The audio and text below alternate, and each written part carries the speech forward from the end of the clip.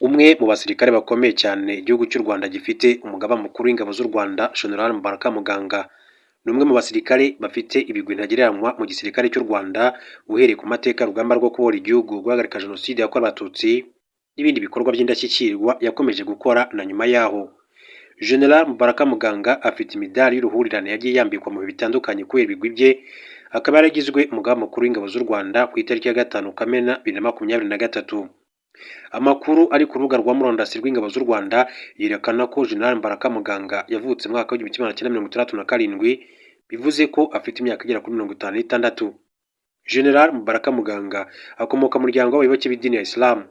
Ni umugabo ubona ko afite igihagararo kibereye umusirikare koko, akaba azwiho gukunda umupira w'amaguru byimazeyo, dore ko yanabaye umuyobozi mukuru bw'ikipe ya APR FC. Binavugwa ko umupira w'amaguru yanawukinye. Amakuru yashyizwe ahagaragara na kimwe mu bitangazamakuru bikora ku rubuga rwa YouTube avuga ko General Mubaraka Muganga na se Haji Saleh Muganga bajyanye ku rugamba rwo kubohora u Rwanda, ndetse ngo akaba yari afite ipeti riruta irya se nk'uko bigaragara kuri imwe mu mafoto y'urugamba rwo kubohora u Rwanda. Ise yamutera isaruti nk'ikimenyetso cy'icyubahiro umusirikare muto agomba umukuru. General Mubaraka Muganga yavukiye mu buhungiro muri Uganda, ari naho yinjiriye mu gisirikare agamije kwifatanya n'abandi mu rugamba rwo kubohora igihugu cy'u Rwanda. Kuva mu mwaka w'1988 kugeza mu mwaka w'1989, afite imyaka igera kuri 22. General Mubaraka Muganga yagiye mu masomo ya gisirikare yo ku rwego rwa cadet mu kigo cya gisirikare cya Jinja mu gihugu cya Uganda.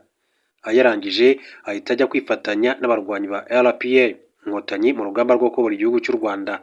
Ni urugamba rwatangiye ku itariki ya 1 Ukwakira umwaka w'1990 rugamije gutsimbura ubutegetsi bw'igitugu, ariko rumaze imyaka igera kuri 3 ruhindura isura, kuko muri Mata umwaka w'1994 igisirikare cya Leta Habyarimana gifatanyije n'umutwe w'abicanyi b'interahamwe n'abandi baturage bari mu murongo umwe wo gutsemba abatutsi bahise batangira gushyira mu bikorwa jenoside yakorewe abatutsi.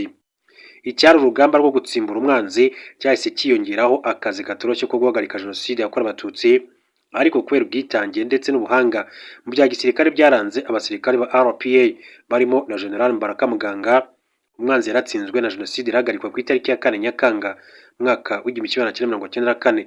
Izina rya Mubaraka Muganga ryinjira ku rutonde rw'abasirikare babohoye u Rwanda ndetse banahagarika jenoside yakorewe abatutsi. General Mubaraka Muganga yayoboye ingabo mu bice bitandukanye by'igihugu cy'u Rwanda, abijyanisha n'izindi nshingano zikomeye cyane mu rugamba rwo gusana igihugu cyari cyarasenyutse mu nzego zose mu buzima, ari nako akomeza kwihugura mu bya gisirikare.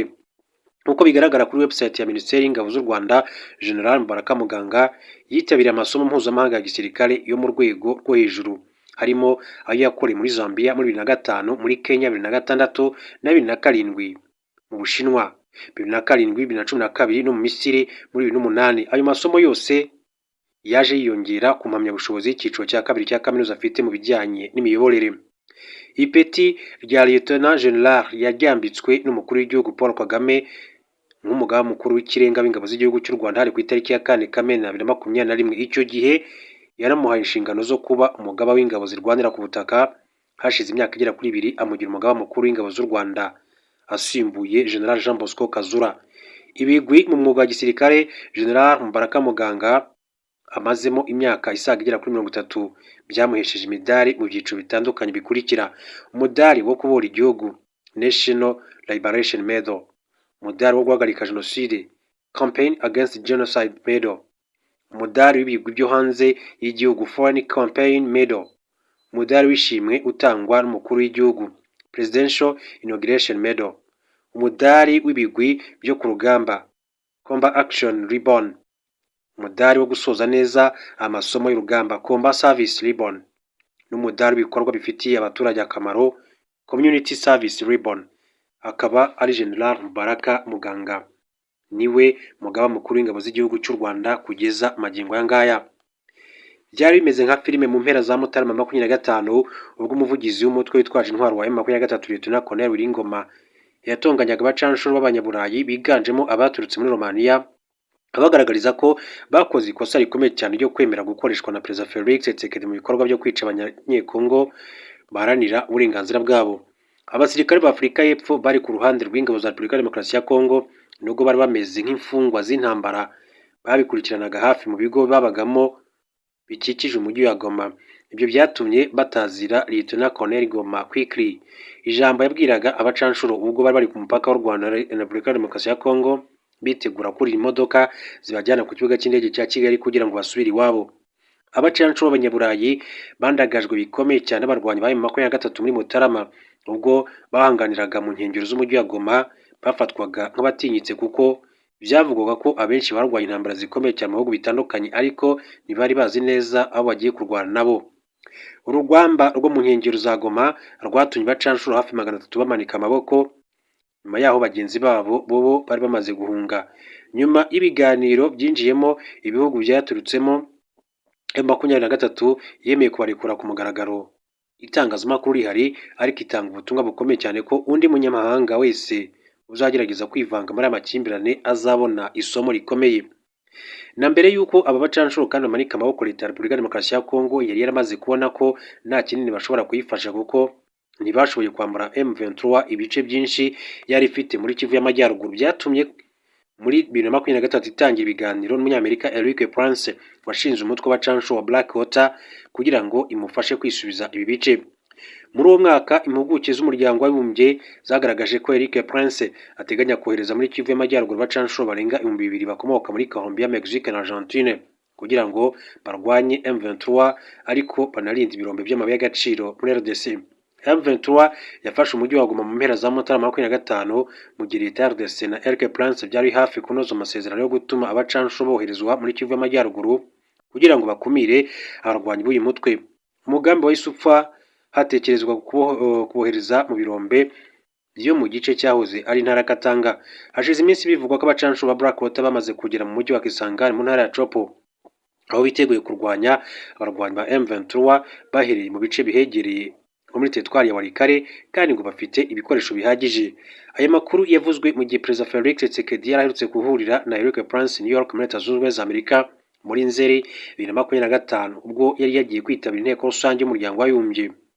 Minisitiri w'umutekano w'imbere muri Repubulika ya Demokarasi ya Kongo Jacques Shaban Ruko aherutse gutera urwenya ku mbuga nkoranyambaga ati Blackwater ubutumwa buca amarenga koko abacanshuro ba Blackwater bari ku butaka bw'igihugu cyabo, ukuvuga yavugaga Repubulika ya Demokarasi ya Kongo. Abacanshuro baturutse muri Colombia, Mexique na Argentine ntibazi imiterere mu burasirazuba bwa Repubulika ya Demokarasi ya Kongo keretse gusoma amakarita gusa. Ibyo biha amahirwe M23 kuko abarwanyi bayo barahavukiye barahakurira kandi bamaze igihe kinini cyane barwanira. Uretse kumenya ahantu kuhakorera ubutasi nabyo biragoye kuko nta bantu bahazi ku buryo bakorana nabo, kandi n'abakwiyemeza kubafasha ntibashobora kugirana imikoranire inoze nk'uko byagenda kuri M23. Ibyo nibyo byatumye batsinzwe muri Mutarama bahitamo rero kuguma hafi y'umujyi wa Goma kuko urubuga rwa kure yaho rwari rugoranye. Kuva abacanshuro b'Abanyaburayi bagera muri Repubulika ya Demokarasi ya Kongo bagoye cyane no gukorana n'ingabo z'iki gihugu kuko inyinshi muri zo ntizumvaga uburyo zihembwa ibihumbi by'amadolari buri kwezi, bo bagahabwa amadolari 100 kandi aribo bavunika cyane, bo bakaba babaha amabwiriza cyangwa se kubatoza. Nubwo guverinoma yakubiye inshuro 5 umushahara w'abasirikare bari ku rugamba, aracyari nk'agatonyanga mu nyanja ugereranyije n'ayagenewe abacanshuro. Nta kabuza ko mu gihe aba Blackwater nabo bahabwa nk'ayabatsinzwe nabo bagirirwa ishyari, imikoranire igakomeza kudindira. Kimwe mu bibazo bikomeye cyane byagaragaye kandi mu bacanshuro b'Abanyaburayi nuko Leta ya Repubulika ya Demokarasi ya Kongo yabeshye ko ari abarwanyi karabutaka, ariko bikaza kugaragara ko bamwe muri bo batabaye abasirikare ahubwo ko bari basanzwe bakora imirimo yo kurinda amaguriro manini. Nta cyemeza ko muri Blackwater rero Leta ya Repubulika ya Demokarasi ya Kongo nabwo itapfunyikiwe ikibiribiri ngo yoherezwe abacanshuro batakandagiye mu gisirikare cyangwa se batiteguye guhara amagara yabo. Babaye bameze nk'aba ba mbere nabo bakwandagazwa ku manywa y'ihangu.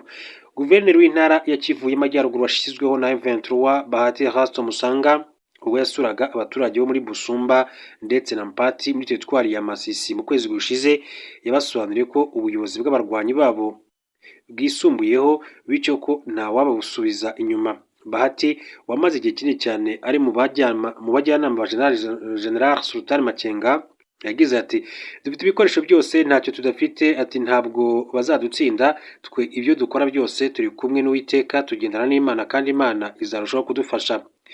Minisitiri w'Ububanyi n'Amahanga n'Ubutwererane w'u Rwanda Ambasaderi Olivier Nduhungirehe ubwo yasubizaga Shaban yamwibukije ko Loni n'umuryango w'Afurika yunze ubumwe bitemera ikoreshwa ry'abacanshuro. Minisitiri Nduhungirehe yamenyesheje Shabani ko mu gihe abacanshuro ba Blackwater batsindwa nk'ababanjirije, yizeye ko u Rwanda rutazongera gusabwa kubaha inzira yo kunyuramo. Akaba rero ari ibyo rero byakomeje kugenda bigarukwaho muri rusange.